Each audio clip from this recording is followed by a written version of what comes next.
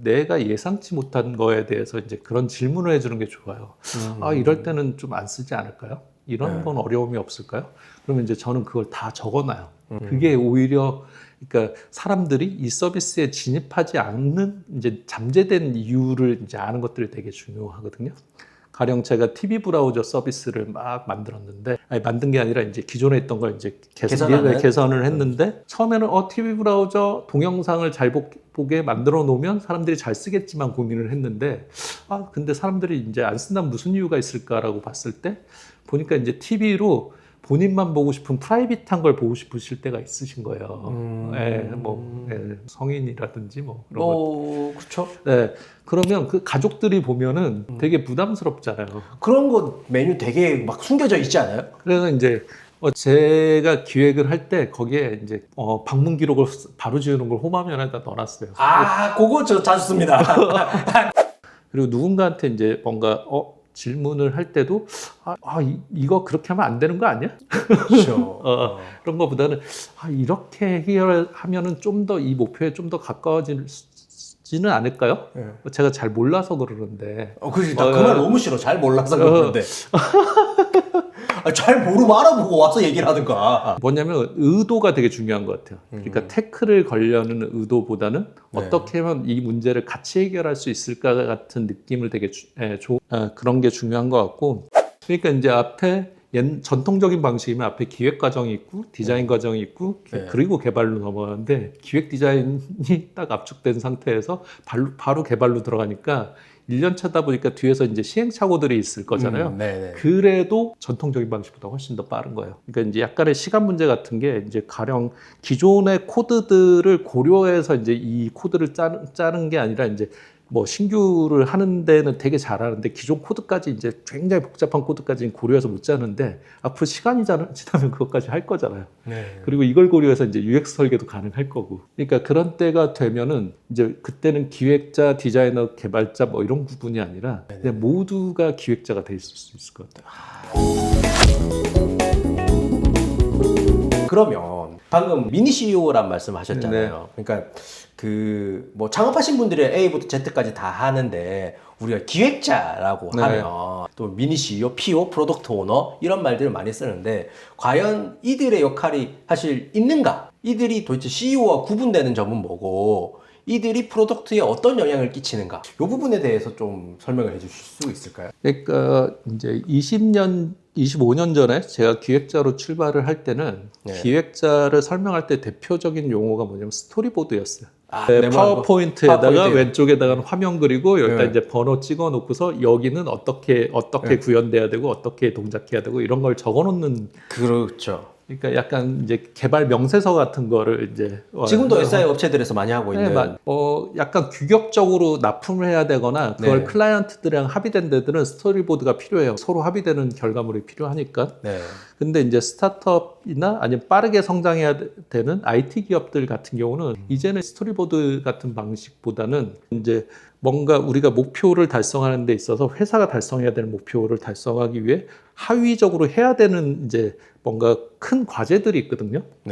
빠르게 달성하기 위해서는 그런 기획자라는 이제 중간 뭔가 문서를 그리는 펑션이 아니라 이 스쿼드나 뭐 사일로 아니면 뭐 애자일 팀 뭐 이런 쪽을 뭔가 목표를 정해주고 그것들을 이제 달성할 수 있도록 끌고 가는 사람이 필요하거든요. 그러니까 이제 기획자보다 한 레벨 높은 거죠. 이제 과거로 치면 본부장급 같은 사람들이 그냥 팀에 내려와 있다라고 보시면 될 것 같아요. 그래서 이 PO들은 이제 역할이나 목표가 뭐냐면 스토리보드나 이런 문서를 개발 쪽에 딜리버리하는 게 목표가 아니라 이 팀에 주어진 목표를 숫자적인 목표를 달성하는 게 키가 된 거예요. 그래서 미니 CEO라고 이제 부르는 거죠. 알겠습니다. 그럼 이제 기획자가 미니 CEO, PO의 영역으로 이렇게 왔는데 제가 그 제가 책을 좀 열심히 읽어봤습니다. 책에서 보니까 책에서 기획은 질문을 한 다음에 실현 가능한 실행을 만들고 고객의 마음을 읽어 성과를 내는 일이라고 이제 정의를 해주셨어요. 그러면 요 단계에서 PO들이 가장 크게 신경을 써야 되는 부분 또 가장 어려워하는 부분은 좀 어느 부분이라고 생각하세요? 이제 실제 제가 이제 필드에서 일을 하다 보면 이제 약간 미스매칭 나는 부분들이 있는데, 기획자와 PO가 갈리는 가장 큰 포인트는 이제 목표 달성의 주도권을 가질 수 있느냐인데, 그러니까 이게 이제 권한도 필요하고 실제로 역량도 필요하거든요. 그러니까 이제 그러면 이제 근데 기획자라는 역할에다 PO라는 이름만 붙인 경우가 되게 많아요. 그러니까 이제 권한이 없는 경우들이 있죠. 그래서 이런 분들이 권한을 달라고 그래요.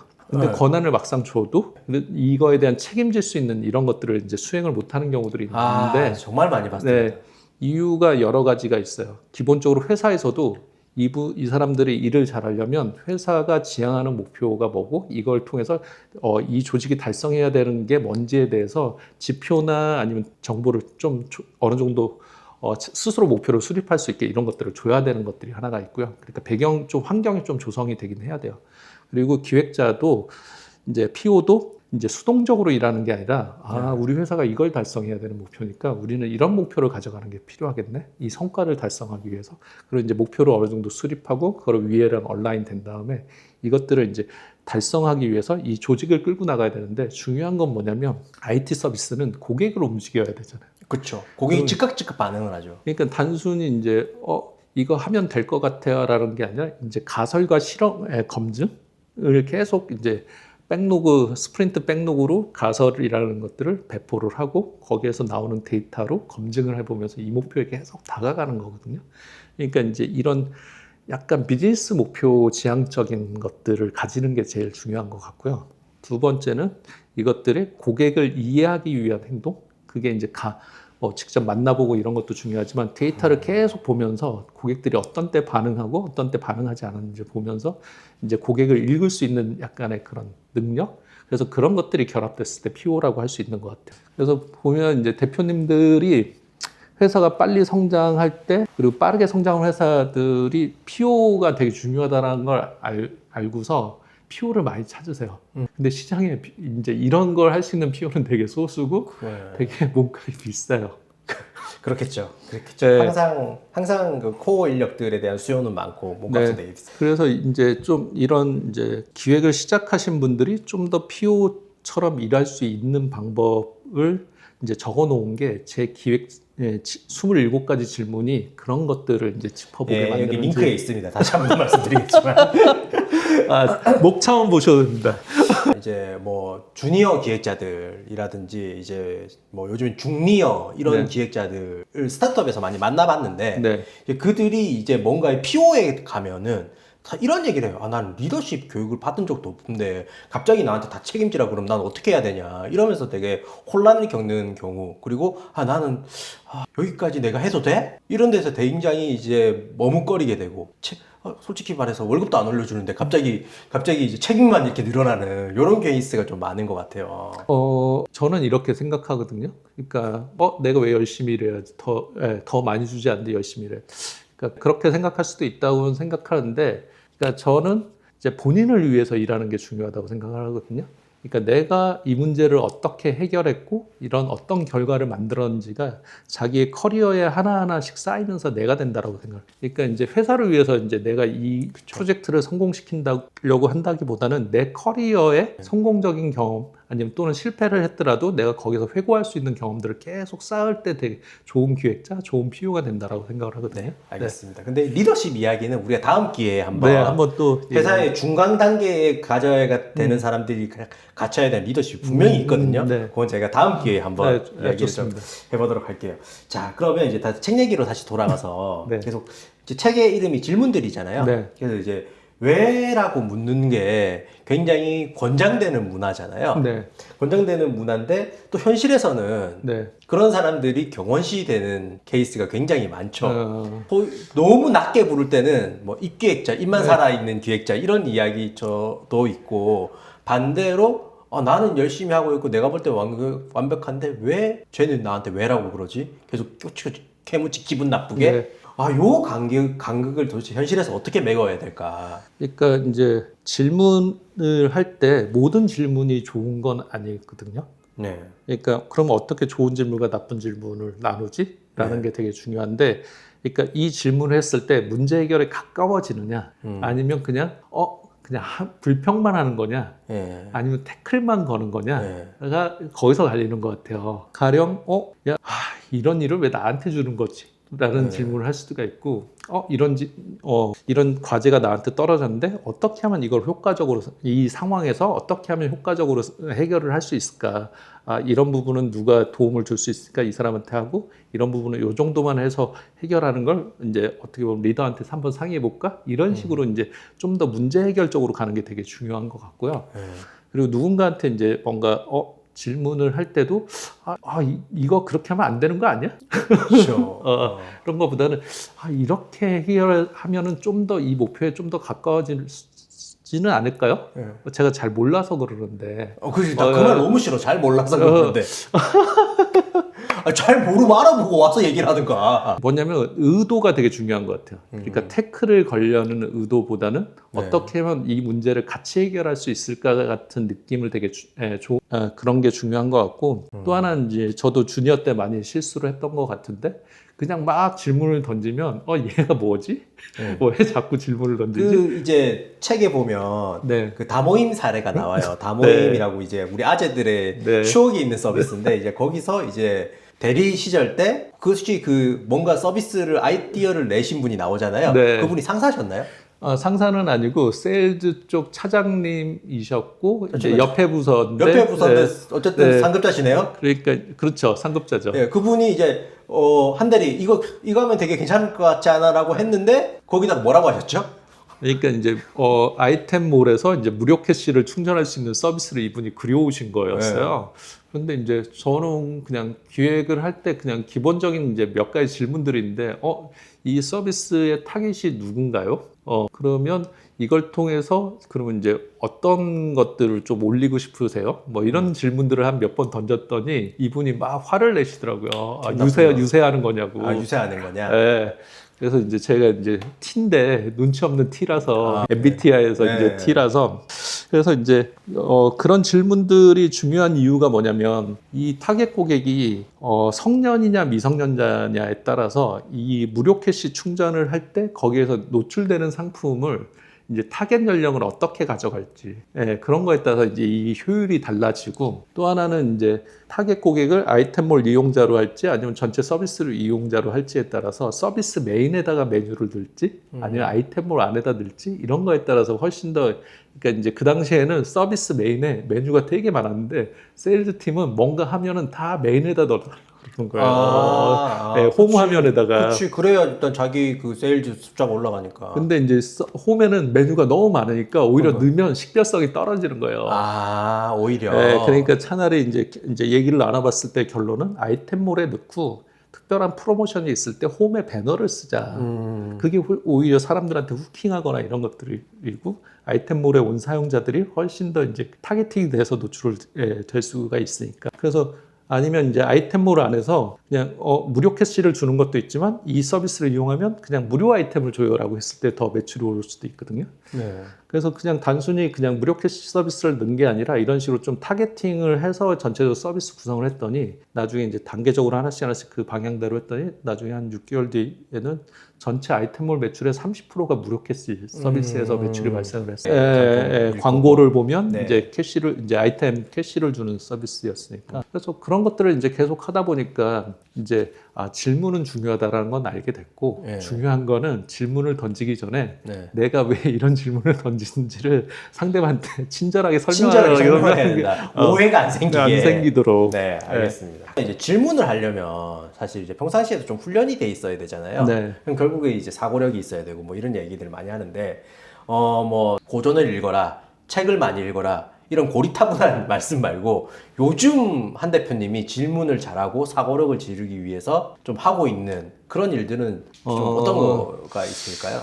요즘은 이제 AI랑 질문 답변을 굉장히 많이 하는 것 같아요. 저 같은 경우는 이제 요즘 이제 챗GPT도 많이 써보고 클로드도 써보고 이제 퍼플렉시티도 많이 써봐요. 왜냐면 이제 IT 코칭을 하려면은 이것들을 잘 활용해야지 전체적인 생산성이나 효율성이 높아지는데, 각각이 뭐를 잘하는지를 이제 이해하는 게 중요하다 보니까 그러려면 계속 질문 답변을 계속 나눠봐야 되고 가령 뭐 이런 거죠. 이번에 정권이 바뀌면은 전체적인 IT 쪽에는 어떠한 이제 예산이나 이런 것들의 흐름이 어떻게 돼? 예. 라고 이제 물어보죠. 공략집 사이트를 이렇게 던져주면서. 제가 하고 있는 사업은 이미 질문 답변을 많이 해서 학습이 돼 있으니까 그럼 내 사업에 영향을 주는 건 어떻게 돼? 이런 식으로 이제 결합을 해보고 내가 이런 사업을 하려고 그러는데 이런 건 어떻게 될 것 같아? 이번에 유튜브 채널에서 뭔가 인터뷰 의뢰가 들어왔어. 그럼 내가 이 인터뷰를 가서 어떤 얘기를 나누면 좋아? 이런 식으로 이제 좀 되게 질문을 굉장히 많이 하는 편이고요. 이제 나중에 사용량 제한이 걸릴 때까지. 그러니까 일단 AI를 최대한 갈군 다음에 그 다음에 사람한테 질문을 해라. 네, 고문하듯이 이제. 그러니까 만약 많은 질문 답변을 거치면은 이쪽도 학습이 되다 보니까 저에 대해서 많이 알고 있다 보니까 이제 좋은 이제 답변을 좀 더 완성도 있는 답변을 주기도 하고 근데 이제 조심해야 되는 거는 이제 주변 분들 만나다 보면은 AI가 얘기해 주는 게 되게 맹신하시는 분들이 있어요. 마치 컨설턴트나 막 이런 것들이 얘기해 주는 근데 여기는 그냥 그냥 검색 엔진처럼 외부에서 이제 정보를 찾아서 거기서 가장 좋을 것 같은 답변을 주는 거지. 그렇죠. 정답은 아니거든요. 그렇죠. 그러니까 이제 저도 이제 받아보면은 이런 방법이 있었네. 이런 질문이 이런 질문을 할 수가 있겠네. 이런 아이디어는 얻지만 맹신하지는 않거든요. 네네네. 그리고 심지어 어떤 때는 제가 아이디어를 내면 너무 좋은 아이디어라고 막 얘기를 해요. 그렇죠.